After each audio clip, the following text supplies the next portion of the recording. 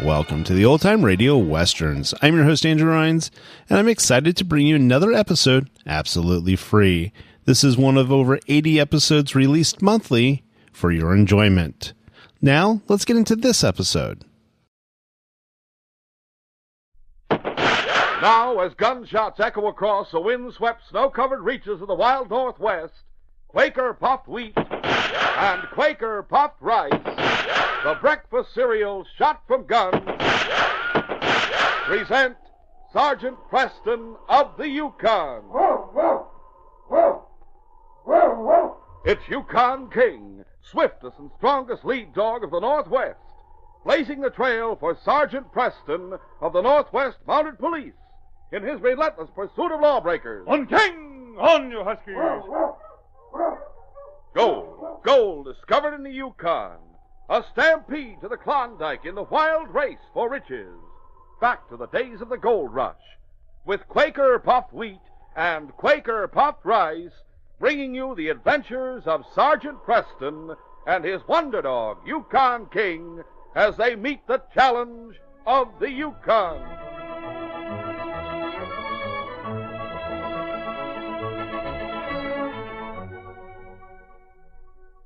There's no one that can make a better cereal than Quaker puffed wheat. It's neat. And when you hear that shootin', you're darn tootin'. The Quaker makes the ones shot from guns. And just as quick as a gunshot, the minute you taste them, you'll know they're the ones you want for breakfast every morning. Yes, when you pour out a bowl full of swell-tasting Quaker puffed wheat or Quaker puffed rice, add milk or cream and your favorite fruit, they score a quick hit with your appetite. So crisp, so tender, so tempting. You just can't beat delicious Quaker puffed rice and Quaker puffed wheat. Enjoy this treat starting tomorrow.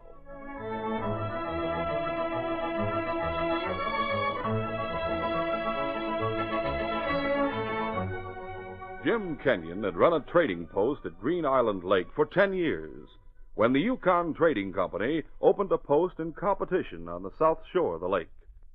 Red Carney, who had often been suspected of outlaw activities in the district, was installed as manager, and Jim knew he was in for trouble. It started one night late in December, as Kenyon and Bill Hayden, his young assistant, were checking over their accounts. A dog team stopped outside. You'd better see who that is, Bill. Yeah. Late for a traveler. Down, you mutt! Down! It's Connie. Yeah, hello, Bill. How are you? I was feeling fine up till now. Well, aren't you going to ask me to come in? Come in and shut the door. Yeah, take a lesson from your boss, Bill. You want to be a good trader, you have to make everybody who comes to your post feel welcome. No matter who it is. What brings you here at this time of the night, Red? Well, sir, I just received a letter from the Yukon Trading Company headquarters in Dawson. They want me to make you a proposition. What kind of a proposition? Well, you should be able to guess. They don't like competition. They want me to buy you out. How much? 5,000 for your buildings, your pelts, and your trading goods. 5,000? Show 'em your books, Jim. Our inventory runs to nearly 10,000. I'm offering 5. Take it or lose every dime you have. So you mean to run me out of business, huh? That's it. The company's willing to lose money for a while to get control of the district. If you don't sell, we'll start offering better than market prices for pelts. By the end of the winter, there'll not be a single Indian coming here to trade. Get out. Better think it over, Jim. I don't have to. The offer you've made is nothing but highway robbery. Why, this post is worth 15,000 at least. Not with us at the other end of the lake. But even if you offered me a fair price, I wouldn't consider selling. The Indians around here are good Indians. They deserve a square deal. And I won't turn them over to you to cheat and rob. Why, you... Don't reach for that gun, Red. You're covered. So you think the Indians around here are good Indians? All of them. Except for the few renegades who who used to be in your gang, What gang? the one that's been responsible for every trail robbery in this district for the past 3 years. I don't know how you managed to get a job with the Yukon Trading Company. You're nothing but a crook. I'll give you one more chance, Jim. Get out. Okay. I warned you, though. Now you'll be running into grief where you least expect it. You heard what Jim said. Get out. Okay. And shut that door. Grief where you least expect it? What do you mean? Must be that you're going to double-cross me. Me? Well, this isn't any time for kidding, Jim. What did he mean? No, I don't know. We'll have to be prepared, that's all. And fight. There's one thing we'll not do, and that's take the law in our own hands. I want you to be careful with your shooting iron. Oh, sure. Use it to protect our property or in self-defense, but that's all, you understand? Yes, sir. Of course, I'm glad you know how to use it. Oh, say, by the way, Mary will be coming home from a visit with the Bradfords the day after tomorrow. It might be a good idea for you to drive into Whitehorse and bring her back. That's a wonderful idea. I thought you might like it. As a matter of fact, I've been meaning to ask you. That is, Mary and I have talked it over, and I said I'd talk it over with you while she was gone. Yeah? Of course, I realize she's the only family you have, and you don't want to lose her, but you wouldn't really be doing that, would you, Jim? This isn't any surprise to you, is it? No, Bill, Hey, Indians. what's the matter with them? They sound like they're on the warpath. Those renegades of Carney's, Taggish Mike and Sleeping Bear. Come on. There they are, over by the storehouse. They have torches. Come on. By the light of their torches, Jim and Bill could see a crowd of Indians milling around the storehouse. Then they recognized the leader. Jim, that's White Eagle's son giving orders. This is what Carney meant, huh? Grief where we least expected it. He's turned the good Indians against us. But how could he? Listen to them yell. They're half crazy. He's been giving the young braves firewater. Shall I use my gun? Yes, but shoot over their head. I'll shoot to kill next time. Get away from that door. They're making a break for it. Shall I go after him? No. We'll see how much damage they've done. Come on.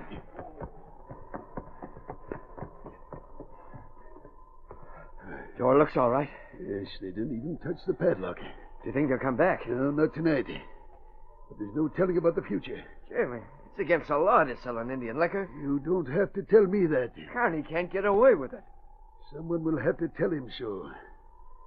I'll return his call the first thing in the morning, and this time it's I who'll give the warning. The following morning, Red Carney and his right-hand man, Taggish Mike, watched Jim Kenyon stop his team in front of the Yukon trading post on the south shore of the lake. Well, he's right on time. See to his dog. Okay. Just leave dogs where they are, Kenyon. I'll unharness them. No, that isn't necessary. Where's Red? Right here, Jim. Sit down and make yourself comfortable. Oh, thanks. I'm only staying a minute. Change your mind about selling? No, I'll never change my mind. I don't have to tell you what happened at my place last night, do I? Huh? Anything wrong? White Eagle's son and about a dozen of the best Indians we have in the district tried to break into my storehouse. Hear that, Taggish? He said the best Indians. And you want to protect them from me. I still want to protect them. Any rotten polecat who'd sell an Indian liquor ought to be strung up by his heels. They can't stand it, and you know it. Sure, I know it. They go crazy when they get drunk. No one can control them. Why, there's no telling what they'll do. You counted on that, didn't you? I don't know what you're talking about. I'm talking about trouble where I least expected it. Yes, go ahead and laugh. That's all the admission I need. But now it's my turn to give you a warning. We have laws here in the Yukon, and we have a great organization to enforce them. The Northwest Mounted Police. About 20 in the whole territory. And I haven't seen any around here. You will before long. The best man on the force. Yeah? Sergeant Preston. He's making his headquarters in Whitehorse. Bill Hayden went there today to get Mary. And he's bringing the sergeant back with him. Well, what for? To find out who's been selling liquor to the Indians and throw the crook in jail. Did you do it? No, I think you did. This is all the warning you'll get. If you want to raise the price you pay for pelts and try to put me out of business, I can't stop you. When you start breaking the law, the Northwest Mounted Police step in, and they always get their man. You report me to them, and you'll regret it for the rest of your life. Just watch your step. Well, boss, Shut up. if Sergeant show up here, he plenty tough put your deal over. I happen to know he is in Whitehorse now. He went up to Dawson. Where's Louis? At Sleeping Bear's village on Painted Creek. You got work for him? Yeah, for Louis and Sleeping Bear and half a dozen of their renegade pals. Boss, you want go and send them to Kenyon's post. He has Indians work for him who hate Sleeping Bear. Mary Kenyon's been staying with the Bradfords in Whitehorse, and Bill Hayden's gone into town to get her. What of it? He'll be coming back tomorrow, and the sergeant won't be with him. Now listen, here's what I want you to tell Louis. There's a spot where the trail runs through the forest, about 10 miles east of here. It began to snow early the next morning. But in spite of the bad weather, Bill Hayden and Mary Kenyon set out from Whitehorse for Green Island Lake. By noon, they were only halfway through the forest, and they stopped to rest the dogs. After building a shelter of pine boughs at the side of the trail, Bill brought his Primus stove from the sled, checked the oil, and lit it. Mary made tea, and they huddled close to the stove. Bill, why are we traveling in this snowstorm? Why didn't we stay in Whitehorse until tomorrow? Is anything wrong at the lake? Well, You were trying to find Sergeant Preston last night. Why? I had a message for him. From whom? Your father. What was it? Well, you know about the new post. Yes. That Red Carney's managing it. Yes. He's selling liquor to the Indians. He's doing everything he can to make trouble for us. Your father wants Sergeant Preston to come to the lake as soon as possible. Oh, is that all? Oh, it's serious, Mary. When is the sergeant expected back in Whitehorse? Soon. Perhaps today, perhaps tomorrow. I left word for him, but I didn't think we should wait. Carney wants to buy your father out, and he said... Oh, Bill! Over here behind this tree. Those men are shooting at us! Keep down. We'll continue our adventure in just a moment.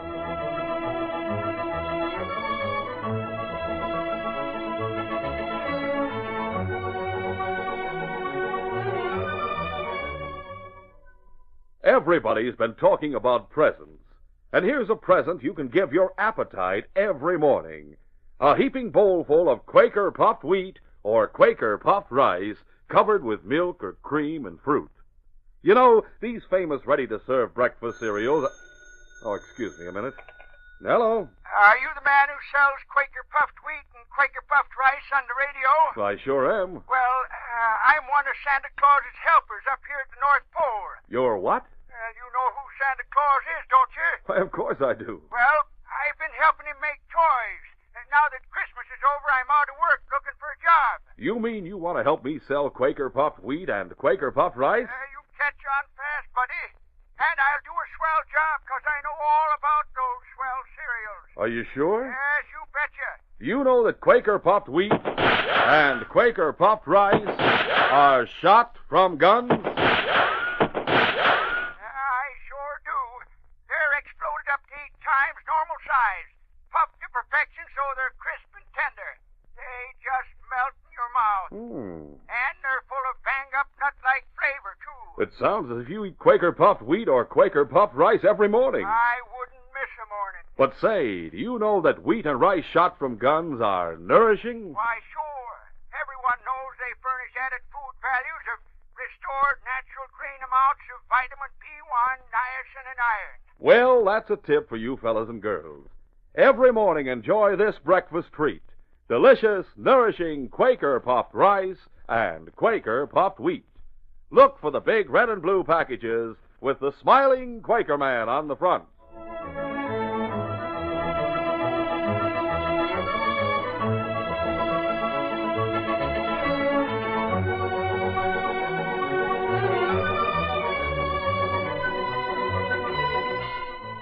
Now to continue. King was working as a free lead, breaking the trail for the sergeant's team. It was he who first caught sight of the dogs burrowed in the snow beside the trail, and he looked back at his master, barking for his attention. Yes, boy, I see. There was a passenger on the sergeant's sled. Perhaps we've caught up with them, Sergeant. Perhaps. They only left town a couple of hours before we did, and we've made good time.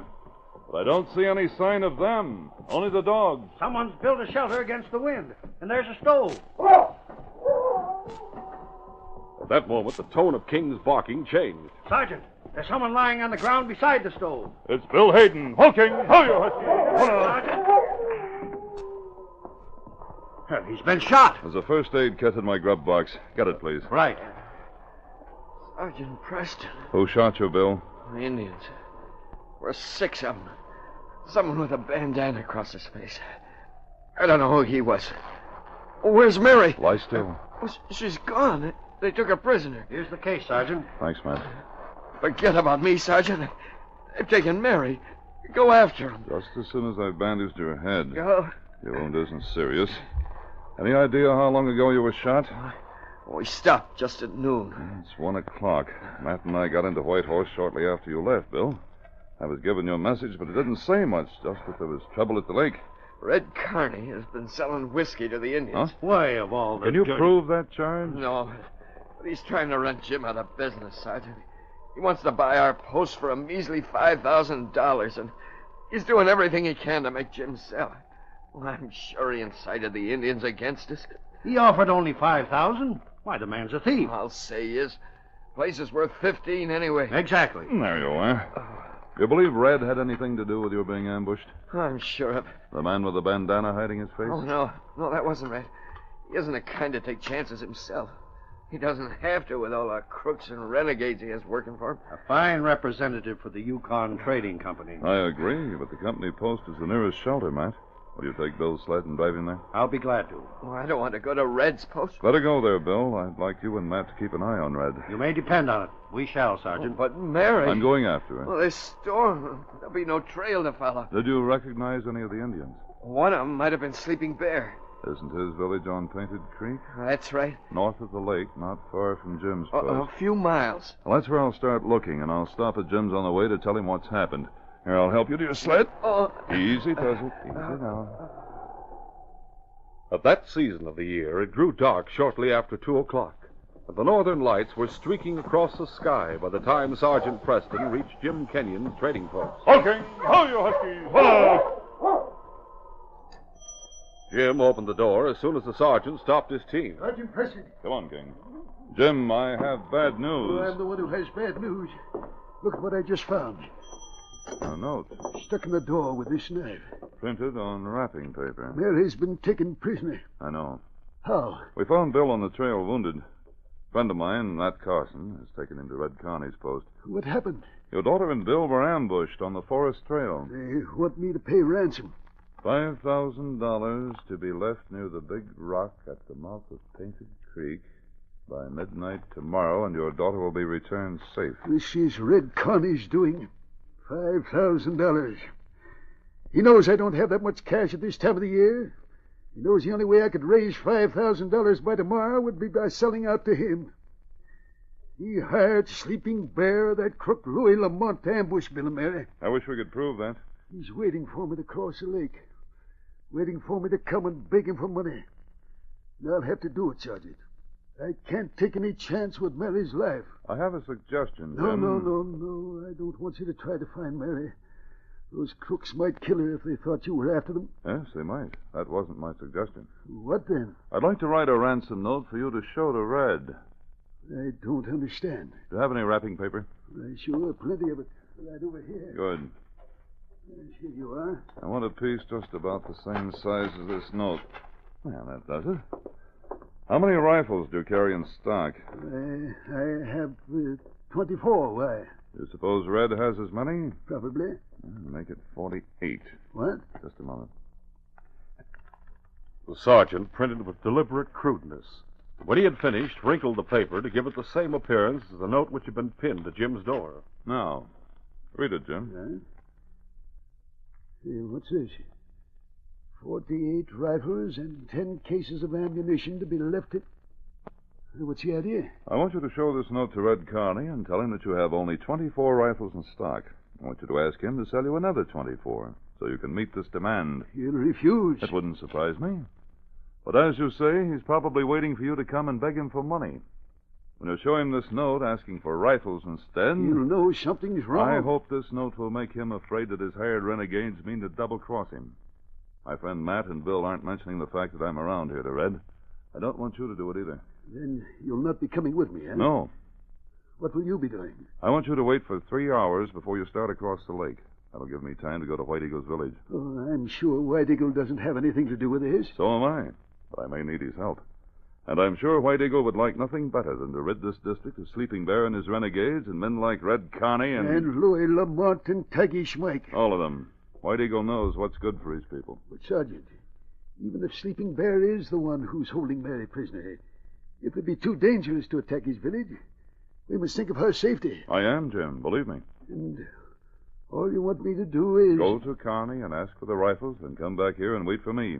Is that all? That's all. Leave the rest to White Eagle and me. It was hard for Jim to control his impatience, but he waited for the 3 hours the sergeant had asked before he started for Red Carney's post. He made the trip in 2 hours. Oh, there. Oh. And when he entered the store, he found Red, Tagish Mike, and Matt Carson sitting around the stove. Bill was lying on a cot in the corner. Oh, Jim. Been expecting. Oh, have you read? Oh, how are you, Bill? I'm all right. This is Matt Carson, Jim. Seems he found Bill on the trail wounded. Brought him here. Those murdering redskins. I've heard from Mary. Oh, you have? This note, read it. What does it say, Jim? They want 48 rifles and 10 cases of ammunition. That makes sense. That's the kind of ransom an Indian would think of. Why, that dirty... Surprise you read? Oh, not exactly. Well, it's dangerous to give them firearms. No more dangerous than to give them firewater. I never... All I want to know is, will you sell me 24 rifles? I only have 24 myself, and they're demanding 48. You mean to follow these instructions? Of course. Well, I'm not sure I have that many rifles. Come on, Tagish. We'll take a look in the storeroom. Okay.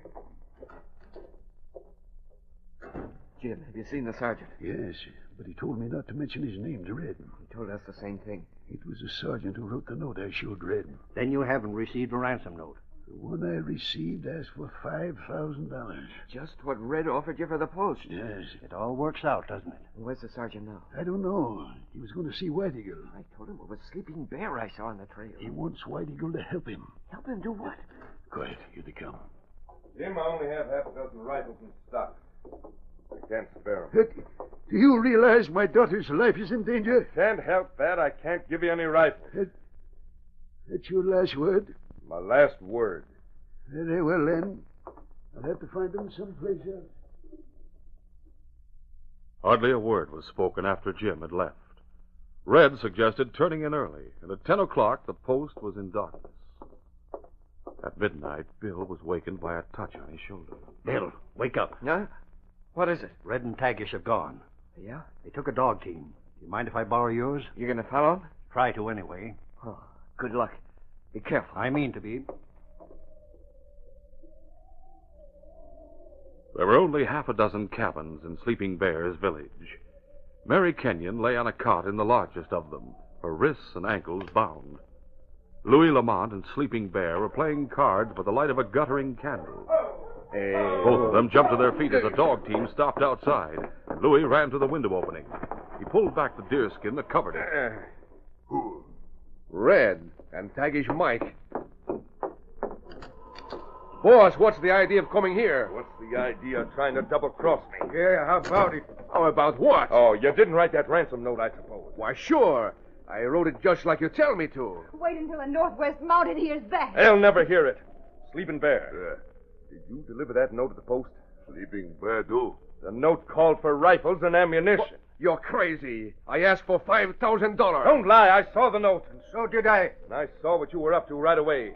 You want to arm these dirty savages and then wipe us out at the post. Set yourself up as a little king, maybe. Boss, I asked for $5,000. Ask the girl if you don't believe me. I showed her the note. He asked for money, all right.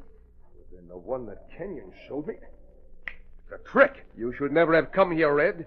You might have been followed. You were followed, Red. Sergeant Preston! Get him! Don't move, any of you. Chief, call for your men. His men can't help him. White Eagle and his braves have the whole village surrounded. You may come in now, Matt, Thanks, Sergeant. and take their guns. Right. Now then, all of you are under arrest in the name of the Crown. Where'd you come from? White Eagle, his braves, and I were waiting in the forest behind your post. When you left, we followed you. Why, it's the only reason that I came here. I thought Louis and Sleeping Bear might be responsible for taking Mary prisoner. I wanted to plead with them. Don't believe him. Don't worry, Mary, I don't. I'll cut those ropes.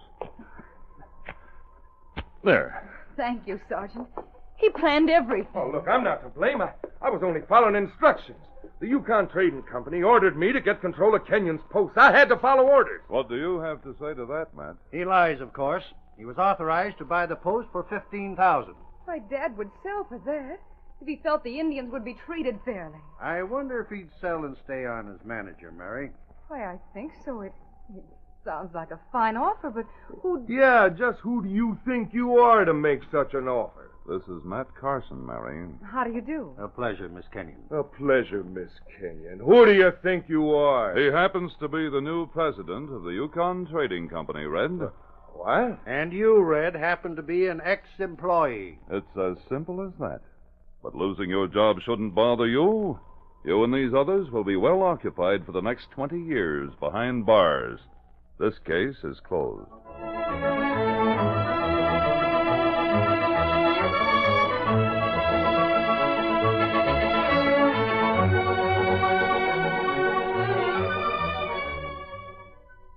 Sergeant Preston will return in just a moment with a word about our next exciting adventure. Here's a little game the whole family can play. See if you can fill in the missing words. Your turn first, mothers. The real value in breakfast cereals is... Well, that's easy, isn't it? The answer is delicious Quaker popped wheat and Quaker popped rice. It's the deluxe breakfast topped with milk or cream and succulent fruit. And now, Dads, it's your turn. The outstanding taste of Quaker puffed wheat and rice is...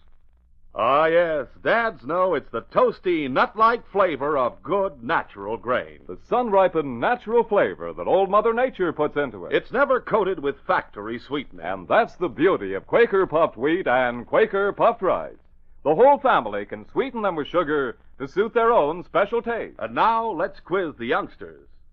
The ones shot from guns are made by...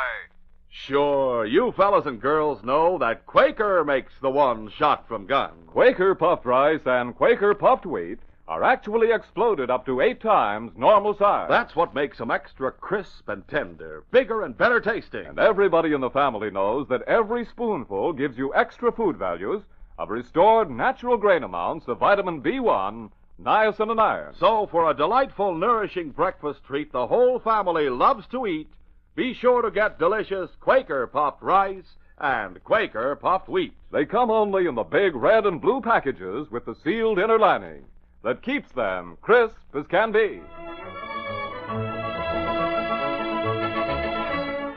And now, here is Sergeant Preston. Sergeant Preston reporting for duty, Inspector. Sergeant, there's been a robbery in Whitehorse. 2 men held up the express office and took a bank shipment of cash and gold dust. Any special instructions, sir?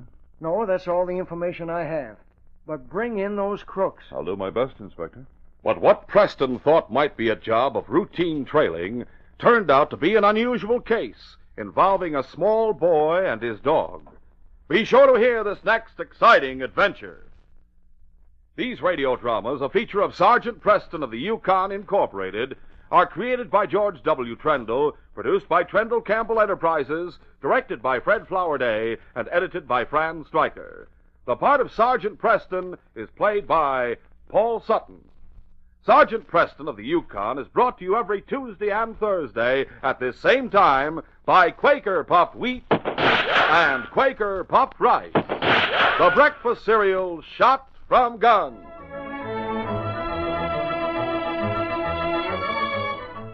The giant of the cereals is Quaker Oats.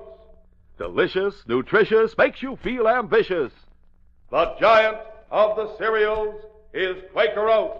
Yes, fellas and girls, if you want to grow big and strong, eat Quaker Oats often. You get more strength, more energy from oatmeal than any other whole grain cereal. So tomorrow, start eating delicious Quaker Oats, the giant of the cereals. Quaker and Mother's Oats are the same.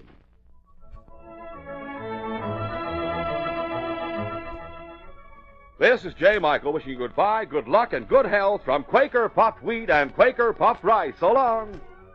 This is the Mutual Broadcasting System.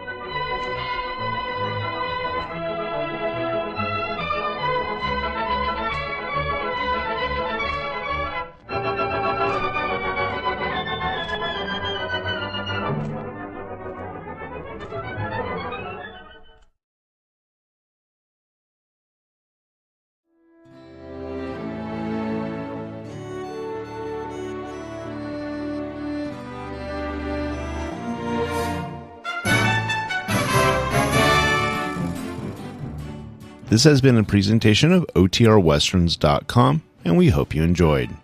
Please take some time to like and rate this episode within your favorite podcast application. Follow us on Facebook by going to OTRWesterns.com/Facebook, and subscribe to our YouTube channel by going to OTRWesterns.com/YouTube. Become one of our ranch hands and unlock some exclusive content.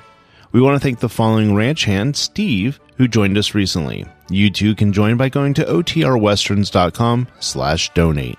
Send us an email, podcast@OTRWesterns.com, and you can call and leave us a voicemail, 707-986-8739. This episode is copyright under the attribution, non-commercial, share-alike copyright. For more information, go to OTRWesterns.com/copyright. Have a great day, and thanks for listening.